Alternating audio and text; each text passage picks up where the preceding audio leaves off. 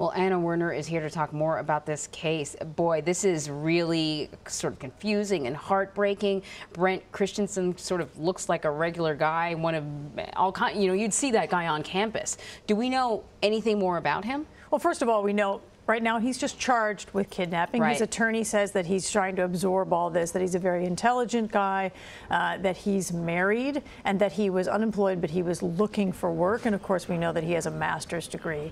So, his attorney is saying, look, this picture is not everything. His attorney is saying, look, the police are saying some things, but you're not seeing the entire picture here. But as for what the police are saying, what they are looking at, according to an FBI affidavit filed in support of the charges here, is basically they say that it appears to them that he was driving his van, that she was at a bus stop and trying to get somewhere, and then he circled the block, then stops. You see on surveillance video, he speaks to her for maybe a minute. She gets in the van. Now, he told investigators initially that he had picked her up, but then she had panicked when he had evidently made a wrong turn, and he had let her out of the car in a residential area a few blocks from where he picked her up.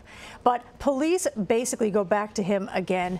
Later, they start following him because they're suspicious. They put him under surveillance, and on June 29th, the day before he was arrested, they say he was captured on this audio recording. They don't say how it was captured, but that he was under surveillance. He was caught on audio explaining how he kidnapped her, that he brought her back to his apartment, held her in the apartment against her will. After that, they arrested him. They also say that back in April, they seized his phone and they found that he had, according to the affidavit, visited a forum called Abduction 101, including what they call subthreads here of a perfect abduction fantasy.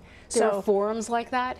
Evidently there are forums like that. They give the name of the website here that he went to, and in this forum entitled Abduction 101 evidently is how to carry out your fantasy, something like that. So they're saying, look, here's the evidence that we have. This is why we arrested him. And of course, his attorney is saying you haven't heard the whole story yet. So we're expecting that he should be back in court today. That's the expectation. So, you watch that video there of her getting into the car, and I was thinking, who gets into a car with somebody that you don't even know? But is there any evidence that they knew each other prior to that?